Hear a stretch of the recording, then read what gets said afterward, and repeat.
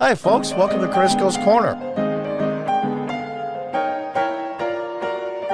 Hi, folks. Welcome back. This could be the biggest story of the year. Easily. And from all places, The Intercept. About as far left a publication as you can get. Truth Cops. Leaked documents outline DHS's plan to police discrimination, a.k.a. censorship. The Department of Homeland Security is quietly broadening its efforts to curb speech it considers dangerous. An investigation by The Intercept has found years of internal DHS memos, emails, and documents obtained via leaks and ongoing lawsuit, as well as public documents, illustrate an expansive effort by the agency to influence tech platforms, a.k.a. telling you what we want on there and what we don't. That is Soviet Union third world country BS. Before we go on, I want to say I'm really under the thumb on YouTube here on my channel. They're really pressing hard against conservative channels. If you could share my video, share the link wherever you can on your social media. And if you haven't subscribed, please consider subscribing if you think my content is worth subscribing to. The American public, it remains unknown to us. Came into clear review earlier this year when DHS announced a new disinformation governance board. Remember that one? When the Mary Poppins singer was going to run it? A panel designed to police misinformation, false information spread unintentionally, disinformation, got so many different words now, false information spread intentionally, malinformation, factual information shared typically out of context with harmful intent that allegedly threatens U.S. interests. And who gets to decide that? Some faceless, nameless board. This is why the legal counsel, I forget her name now, for Twitter, when Elon Musk took over, she was totally upset when she left. She was crying when Elon Musk showed her the door because she was colluding with government agencies to take information they wanted on Twitter off. That is huge. It doesn't seem like much, but that is everything. Behind closed doors and through pressure on private platforms, the U.S. government has used its power to try to shape online discourse. According to meeting minutes and other records appended to a lawsuit filed by Missouri Attorney General Eric Schmidt, a Republican who was running for Senate. This is huge. Platforms have to get comfortable with government. This is the platform people. We're just going to have to, and some of the huge big deals in Twitter and Facebook and others now work, and Microsoft in this case, now work in the Department of Homeland Security. It's amazing to me. Now, I'm not going to cover this whole article. I'm going to leave the link in the description, so feel free to go to it. In March meeting, Laura Demlow, an FBI official, warned of the threat of subversive information on social media could undermine support for U.S. government. That is our right. That is our First Amendment right to question our government.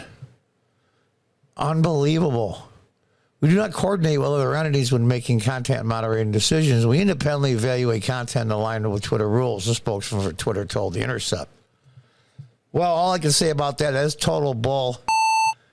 And I'm praying that these top executives, I hope the Republicans grow a set of balls and bring these people to Congress under oath, especially the fired Twitter executives, to get them under oath. And there'll be real questions asked, unlike the January 6th committee when it was a kangaroo court. Oh, God, it's amazing to me. That requires a government or a law enforcement email to use for their special Facebook portal, a.k.a. we're going to get rid of you because we don't like what you're saying. At the time of writing, the content request system at Facebook is still live. Department of Homeland Security and Meta, the parent company of Facebook, did not respond for requests for comment. The FBI also declined to comment. Well, what a shocker. DHS's mission to fight discrimination stemming from concern around Russian influence in the 2016 presidential election, which we knew was nothing, began taking shape during the 2020 election over efforts to shape discussions around vaccine policy during the coronavirus epidemic. Documents collected by The Intercept from a variety of sources included current officials and publicly available reports received the evolution of more active measures by DHS.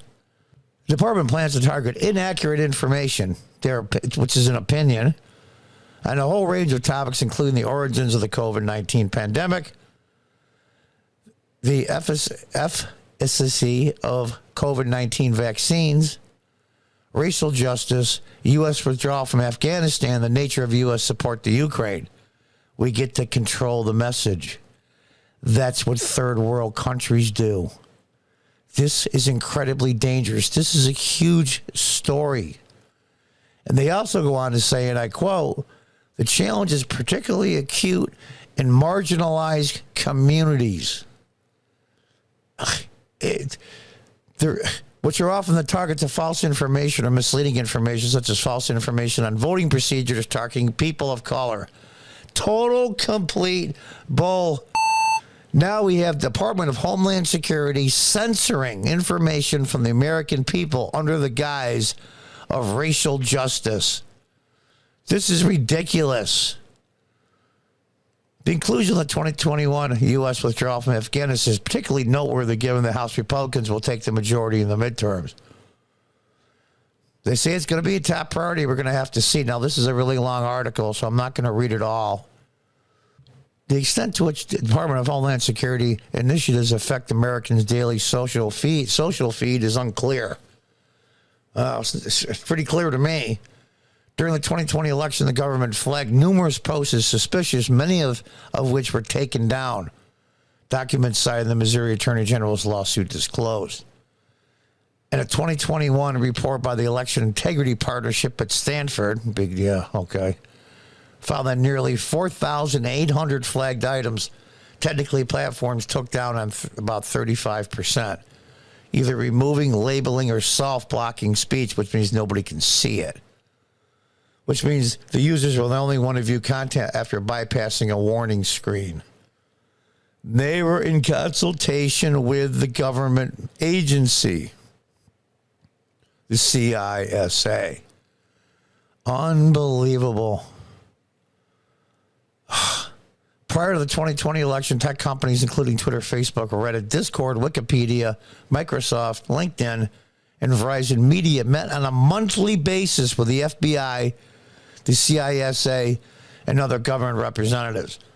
According to NBC News, the meetings were part of an initiative still ongoing between the private sector and government to disclose how firms would handle misinformation during the election. Misinformation that we get to decide whether it's true or not. When Congress passed and President Trump signed the Cybersecurity and Infrastructure Security Agency Act, forming a new wing of Department of Homeland Security devoted to protecting critical national infrastructure.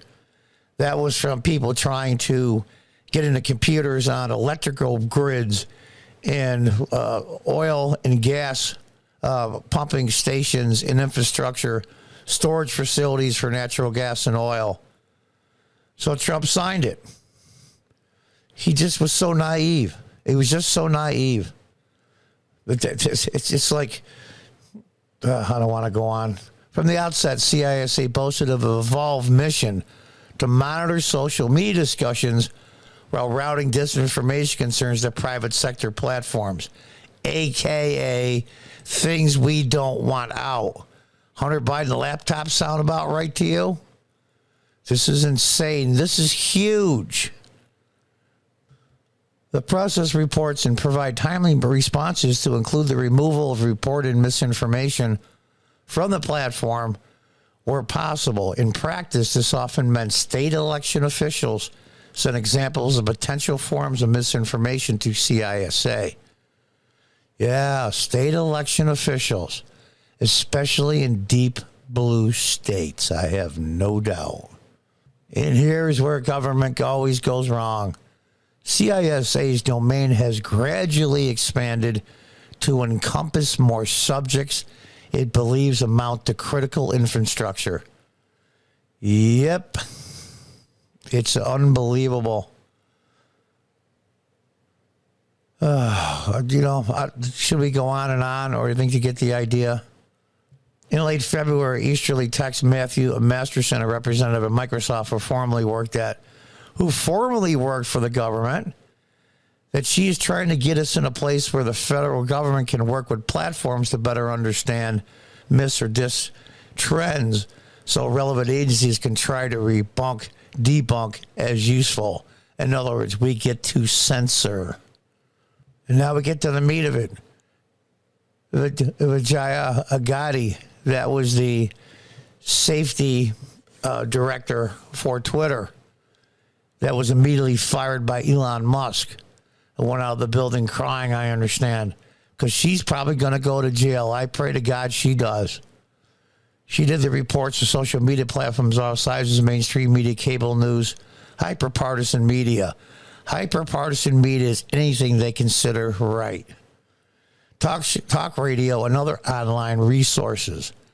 The agency needed to take steps to halt the spread of false, misleading information, i.e. censorship, First Amendment violation directly, with a focus on information that undermines key democratic institutions, i.e. the Democratic Party. They say courts and other sectors as the financial system or public health measures. That's the cover. I hope she goes to jail. I hope she loses her golden parachute too. Sat right there on Joe Rogan with Tim Pool and lied to their faces.